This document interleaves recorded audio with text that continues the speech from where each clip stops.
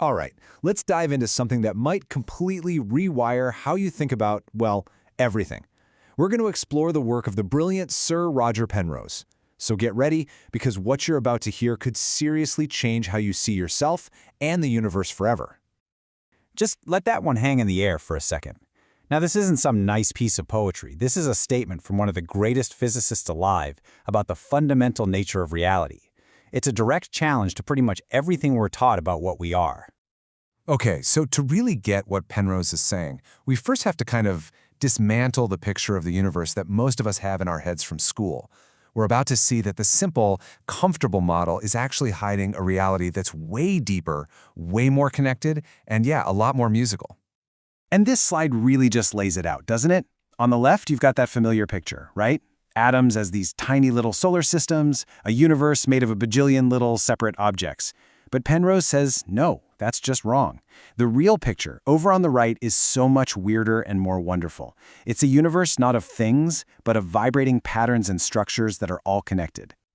So where did this new idea even come from? Well, the first crack in that old picture showed up way back in the 1920s. Physicists were just totally stumped when they found that electrons, which everyone thought were solid little particles, sometimes acted like spread-out waves. And light, which they knew was a wave, would sometimes act like a tiny, single particle. It was a huge puzzle called wave-particle duality.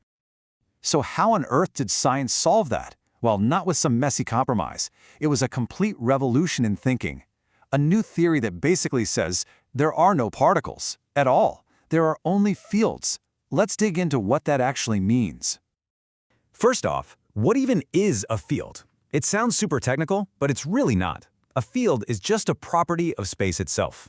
Think about it. At every single point in the room you're in, there's a temperature, right? And around the Earth, at every single point, there's a magnetic force. That's a field. It's just a condition of space, and it's everywhere. Okay, so this right here, this is the core idea of what's called quantum field theory. Forget particles for a sec. Instead, I want you to imagine that the entire universe is filled with a few basic fields, an electron field, a quark field, and so on. They're like the universe's cosmic instruments. And what we call a particle, like an electron, that's not a thing. It's just a note being played, a little concentrated vibration on its huge, universe-spanning instrument. And this quote just, man, it nails the concept perfectly. A wave on the ocean isn't some separate thing made of wave stuff, right? It's just what the ocean itself is doing in that spot. And a particle is exactly the same. An electron isn't a thing moving through the electron field. It's just what the electron field is doing right there. The particle isn't the object. It's the event. It's the music, not the instrument. Okay, I know this might seem like we're just playing with words. Particles, fields, what's the big deal? Well, it's everything.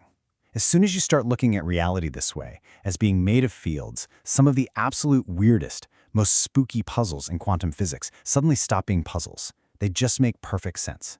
They become features of the music. Let's start with a really weird one. You know how in those giant particle accelerators, physicists smash things together and poof, new particles just appear, seemingly out of nowhere? I mean, if particles are little solid things, how is that even possible? In that old solid things view, this is basically magic. But in the field view, it's dead simple. You can't just create a thing, but you can absolutely create a vibration. Pumping energy into a field is like striking a key on a piano. You create a note. That's the particle. And when that particle gets destroyed, the note just fades away, and its energy goes back into the quiet field. Easy. Here's another one that'll really bake your noodle. Think about this. Every single electron, whether it's in your brain or in a star a billion light years away, is a perfect, identical clone of every other electron. How can that possibly be? I mean, from the particle perspective, that's just a staggering, unbelievable coincidence. But from the field perspective, it's completely obvious. Of course they're identical. It's for the same reason that every time you play a C sharp on the same piano, it sounds like a C sharp. They aren't separate things. They're all just vibrations of the one, single, universal electron field. And now for the most famous quantum puzzle of them all, entanglement. This is that super weird thing where two particles can be linked, and measuring one instantly affects the other, no matter how far apart they are, even across the galaxy. Einstein himself called it spooky action at a distance. So the particle view forces you to imagine some weird, faster-than-light connection. But the field view, it just dissolves the mystery. Those two particles were never really separate to begin with. They're just two parts of a single extended harmony in the field. When you measure one note, you instantly know about the other, because they were always part of the same chord, resonating together. No spookiness required. So this is where it gets really, really personal. Because these fields aren't just for some weird subatomic physics experiment. They are the literal fabric of reality. And that means they are the fabric of you. Let's bring this all the way back to what it means to be human. Take a look at this number. That's 7 octillion, give or take. That's about how many atoms make up an average person. It's a number so huge, you can't even really wrap your head around it. And we usually think of this as just a giant collection of tiny, individual parts. But now we know better, don't we? Not a single one of those 7 octillion atoms is a solid object. Every single one is an incredibly complex, stable chord of vibrations happening in those underlying quantum fields. The electrons are notes in the electron field. The quarks are notes in the quark fields. You are not a pile of things. You are a symphony. And this might be the most profound part of it all. The fields making you up, they aren't your fields. They're universal. The exact same electron field that's vibrating to make an atom in your brain right now. That same field stretches across the entire cosmos, vibrating to make an atom in the most distant galaxy. You are not in the universe. You are a local, complex pattern of the universe. And this brings us right back to Penrose's beautiful idea. If particles are notes and atoms are chords, then you, your body, your mind, your consciousness, you are a fantastically complex song, a stable, self-aware pattern of music. You are a temporary melody made from the eternal resonance of the quantum fields. But you know what? Science never, ever stops.